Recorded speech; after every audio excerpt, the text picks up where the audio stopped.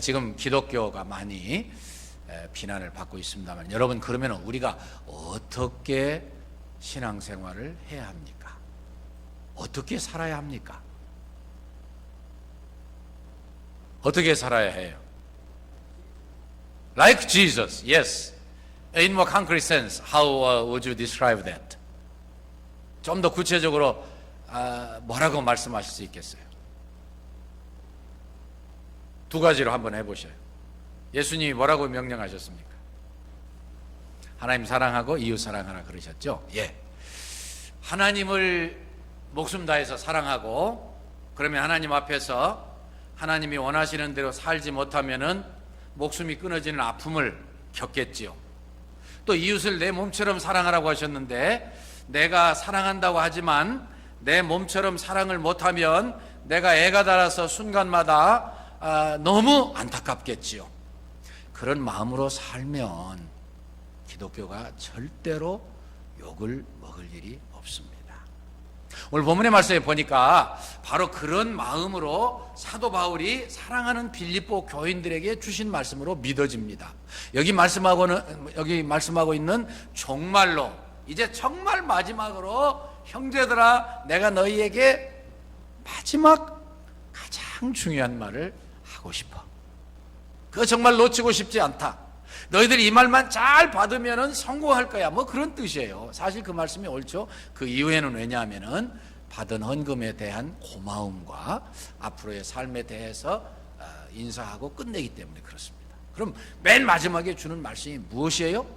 무엇이든지, 그런 뜻이에요. In doing whatever. whatever.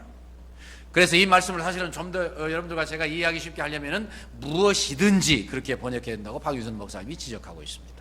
맞는 말씀이죠. 무엇이든지 참되고, 무엇이든지 경건하고, 무엇이든지 옳고 정결하고 사랑할 만하고 칭찬할 만하고, 무엇이든지. 그러니까 어디서든지 무엇을 하든지 항상 우리의 중심이 한결같아야 된다, 그런 뜻이에요. 이 말씀을 여러 가지로 설명할 수 있겠습니다만, 어떻게 하면 요약해서 우리 마음에 넣어두고 그것을 실천할 수 있을까 늘 생각하잖아요. 무엇이든지 참되며, 참된다는 말은 무슨 말이야? 얼른 생각할 때 진실하다, 그런 뜻이죠. 그렇죠? 선한 양심의 진실성과 그 열매를 말한다 그랬습니다. 칼빈 선생님의 해석이라 좀 적어왔어요. 다시 더 쉬운 말로 표현하면 허위와 반대되는, 거짓과 반대되는 하나님의 속성이다. 그리고 무엇인지 경건하며, 경건하다고 하는 건 하나님을 잘 섬기는 그런 자세를 말하죠. 하나님 앞에서 하나님을 두려워하는 자세입니다. 또 무엇이든지 옳으며, 그릇되지 않는 것이지요. 하나님께 옳다 인정함을 받는 것이지요. 하나님의 율법과 일치하는 것이지요. 또 무엇이든지 정결하며, 그것은 도덕적 정숙을 말하고 엄격한 의미에서 순결을 강조합니다. 결국은 이 모든 것들이요, 사람들 앞에서 전혀 거짓을 표현하지 아니하고 조그만한 허위, 거짓, 잘못, 그런 것과 관계없는 늘 진실해서 저분은 파츠로 매주를 쓴다고 그러셔. 그래도 우리가 믿을 수밖에 없어. 뭐 그런 정도입니다. 뿐만 아니라 하나님 앞에서 율법을 지키는 데 있어서 늘 경건하고 최선을 다해서 실천하는 모습이죠. 그래서 사랑할 만하며 칭찬할 만한 것입니다. 사랑할 만하다고 하는 것은 품성에 있어서나 말에 있어서나 태도에 있어서, 이건 쉬우니까 더 설명할 필요 없잖아요. 사랑할 만하며, 보기만 하면 너무 사랑스러우면 못 견디겠다는 거예요. 그의 품성과 말과 태도에 있어서 그렇다는 것이죠. 그러다 보면 이제 칭찬받게 되는 것이지요. 좋게 말하는 것, 또 좋게 평판을 듣는 것, 그런 것들이 칭찬받을 만하다, 그렇게 말씀했습니다. 그 다음에 이제 무슨 덕이 있든지 무슨 기림이 있든지, 덕이라고 하는 것은 도덕적 뛰어남을 말하는 것이고, 기림이라고 하는 것은 역시 도덕적으로 인정받아 칭찬받는 것을 말합니다. 결국은 8가지를 요약하면 아까 말씀드린 것처럼 하나님 정성 다해서 사랑하고, 그 앞에서 행여라도 하나님이 섭섭해 하실까 봐, 혹시라도 인상 찌푸리실까 봐 늘 두려워서 하나님 어떻게 하면 제가 하나님을 더 사랑할 수 있고 어떻게 하면 제가 더 하나님을 기쁘시게 해드릴 수 있습니까? 이용도 목사님은 너무 신비주의에 깊이 빠진 나머지 그렇게 되면 사람 누구라도 그럴 수 있죠. 자기 체험과 주장을 너무 강하게 주장하다가 그만 평판을 잘못 듣게 된 그런 분이지만 그분에게서 우리가 배울 것들도 꽤 있는 것 같아 보입니다.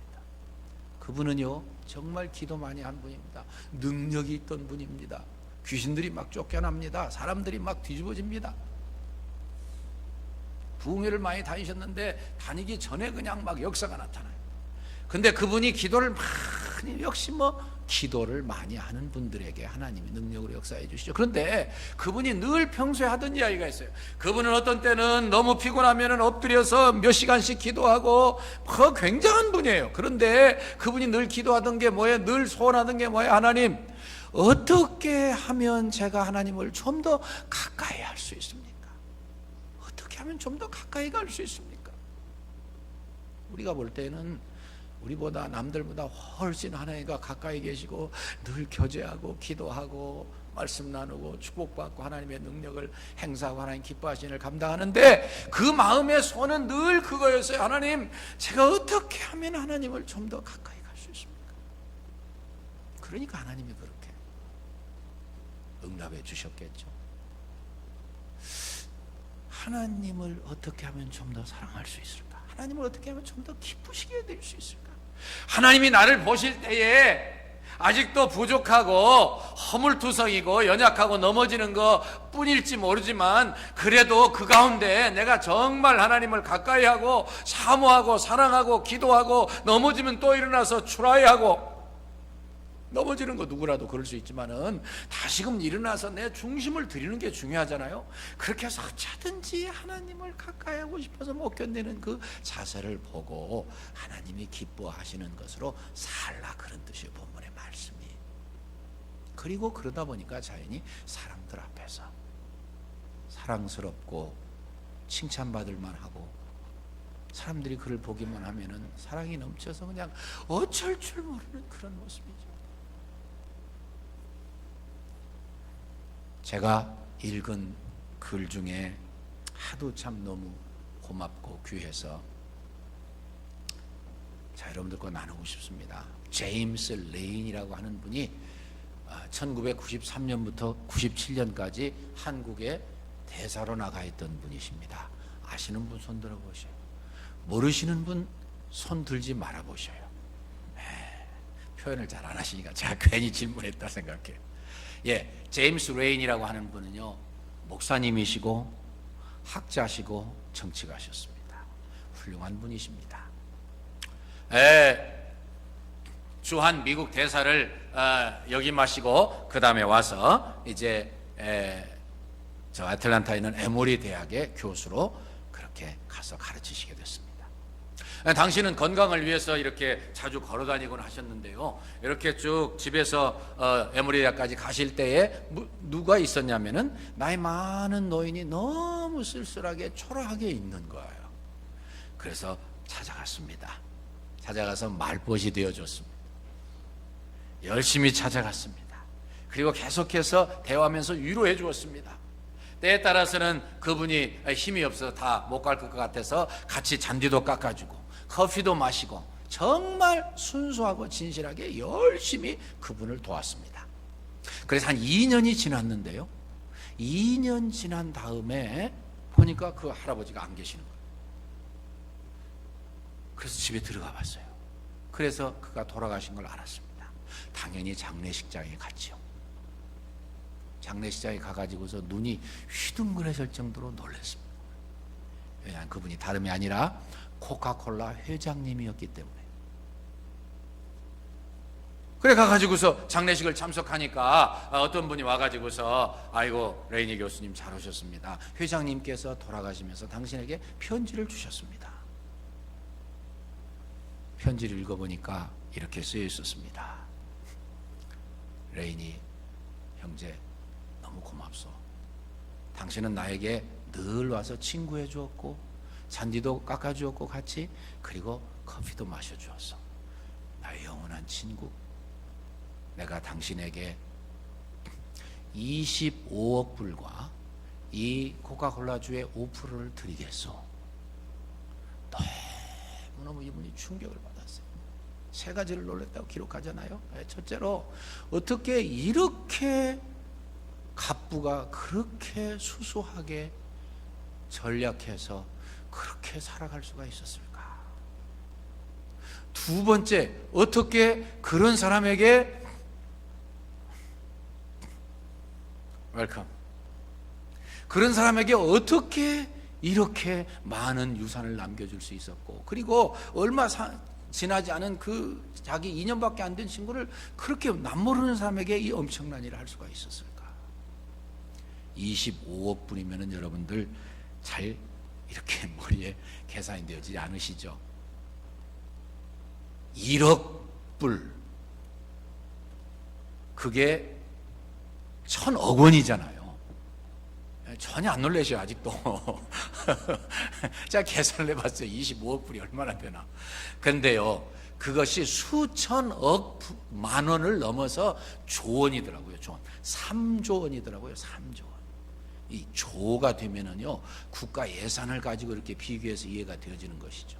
근데 더 놀라운 것은 이 레이니 교수님이 그 돈을 받고서 쓸 데가 얼마나 많겠어요. 그런데 정신을 딱 차리고 중심이 한결같은 분이니까 그것을 대학 발전기금에 다 내놨습니다.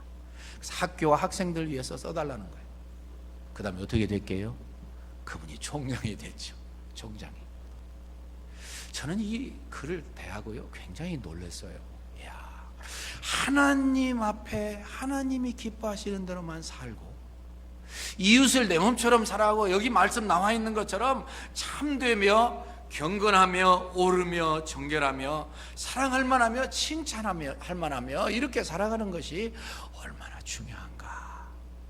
하나님은 가끔 그렇게 놀라운 일을 일으켜 주셔가지고 우리를 놀래키셔요. 야야, 너희들도 이렇게 살면 그렇게 될 줄 누가 아니?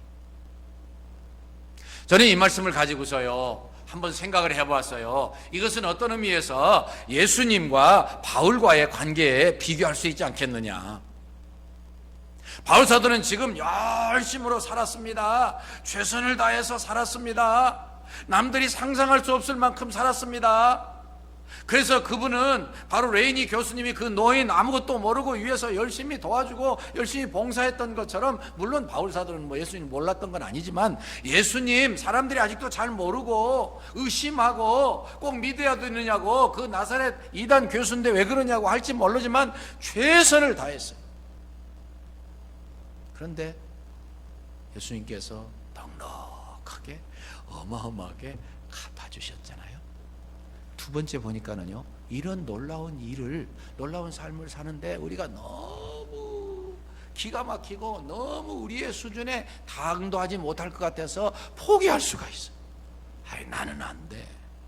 바울 사도는 하는 거지 뭐. 빌립보 교인들이나 했겠다. 그러실지 모릅니다. 그런데 바울 사도는요, 성경에 참 성령님께서, 하나님께서 쓰시니까요, 우리에게 얼마나 놀랍게 역사하시는지 모르는데, 그 다음 절 딱 보니까는요 뭐라고 나왔어요? 그 어마어마한 삶을 살 수 있는 한 사람이 있었다라고 가르치고 있어요. 누구예요? 바울 사도죠. 그러니까 하나님이 원하시는 삶, 하나님이 직접 계시한다고 하실 수 있는 삶, 우리에게 직접 오면은요 조금 힘들지만 꼭 중간에 사람들이 있더라고요. 레이니 교수님 같은 사람도 있고요. 그래서 거기 말씀에 9절에 보니까 그게 무슨 말씀이에요? 나처럼 살라 그러셨어요. 나처럼. 무슨 이야기예요?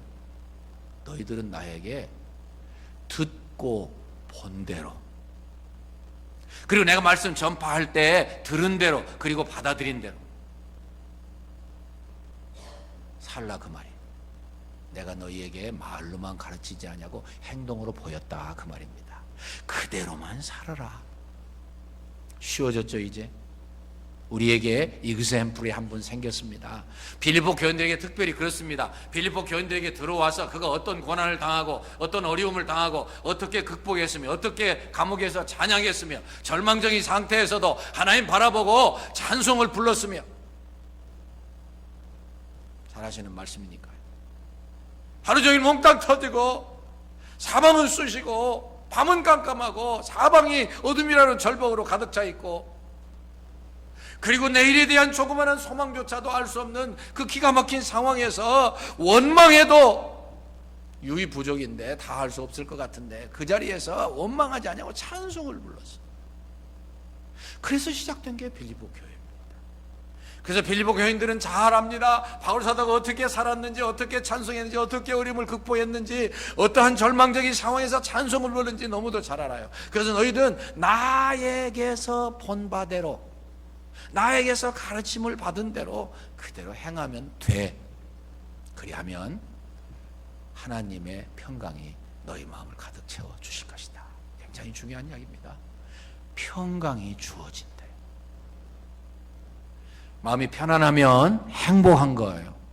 뭐든지 이길 수 있어요. 어려움을 극복할 수 있어요. 힘든 일도 뛰어넘을 수 있어요. 그래서 그의 삶이 반드시 성공할 수 있게 돼 있어요. 성공이라고 하는 거 우리가 잘못 해석할 필요는 없습니다만은 하나님 잘 섬기고 이웃 사랑하고 그리고 하는 일이 잘 형통되면 성공하는 거죠. 계속해서 하나님 영광 위해서 쓰니까요. 바울 사도의 삶을 여러분들과 제가 잘 압니다. 어떻게 살았습니까? 어떻게 행동했습니까?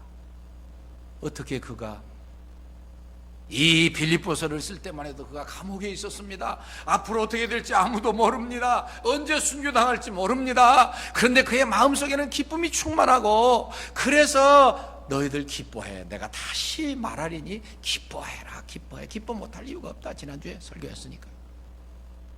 그리고 너희들에게 평강이 강같이 넘칠 거야. 그런 말씀이죠. 평강이란 말 원래 뜻 아시죠? 샬롬이란 말이요. 내가 건강하고 문제가 없고 먹을 것이 풍성하고 그런 정도만이 아니에요. 사회가 안정되고 평정되고 국가가 번영하고 모든 우리가 바라는 걸 다 포함하는 게 평강이라는 뜻입니다. 그것이 주님 영광 위해서 쓰여질 때 우리의 삶에 어마어마한 힘과 능력이 됩니다. 지난 수요일 날 나눴던 말씀 다시 잠깐 반복합니다. 안 들은 분들 많이 계시니까요. 그 평강을 가지면은요 승리할 수 있고, 평강을 가지면 하나님 사랑할 수 있고, 평강을 가지면 이웃 사랑할 수 있어요. 그래서 선교사님들에게서 나타나는 모습이 그런 거 아닙니까? 프란시스 사비엘이라고 하는 유명한 선교사님이, 국교 선교사입니다만은 일본까지 갔습니다. 가서 선교합니다. 섬나라로 그 어느 나라보다도 그저 이렇게 폐쇄성이 강한 그 영주가 보니까 형편없는, 뭐 키는 크지만은 눈은 파래가지고 이상한 사람이 왔으니까는 어디 여기 감이 와가지고서 그따위 허튼 수작하느냐고 쫓아가가지고요 뺨을 있는 대로 쳤어요. 선교사님인데 어떻게 해요? 맞아야죠. 다 맞았습니다. 얼굴이 퉁퉁 부었습니다. 그런데 이 영주가 한참 때리다가 보니까는요 맞아가지고서 통곡을 하면서 떼굴떼굴 구를 것 같은데 그런 일이 전혀 없어요. 욕이라도 할 것 같은데 그런 말이 전혀 나오진 않아요. 그의 얼굴을 보니까는요 그의 얼굴에 평강이 넘치는 거예요. 평강. 그의 얼굴에 나타나는 그 평화의 그 위력에 눌려가지고 이 영주가 무릎을 꿇습니다. 당신은 어떻게 해서 이런 환경에서 그런 평화로운 얼굴을 유지하고 있습니까? 이것이 복음의 능력이요 하나님이 함께 하시는 위대한 힘이고 복음 전파의 방법이에요. 오늘 여러분들과 제가 이 말씀을 마음에 받아들이는데 다소 부담이 있을 수 있습니다. 그러나 하나님은 우리에게 약속하십니다. 너희 마음에 평강이 넘칠 거야. 아침에 일어나시면 뭐라고 그러십니까? 나는 내 인생이 어떻게 이렇게 즐겁고 평화하고 행복한지 모르겠어. 그러시죠? 그러면은 모든 일이 하나님의 은혜 가운데 잘 되도록 돼 있어요. 내 힘으로 내 결심으로만 된다면 못할 사람 뭐 있겠어요? 안 되니까 오늘 다십니다. 성찬을 대하는 겁니다. 하나님, 제 힘으로는 안 됩니다. 주님의 힘으로, 예수님의 힘으로, 그 보혈의 능력과 그 사랑으로 다시 한번 일어서고 싶습니다.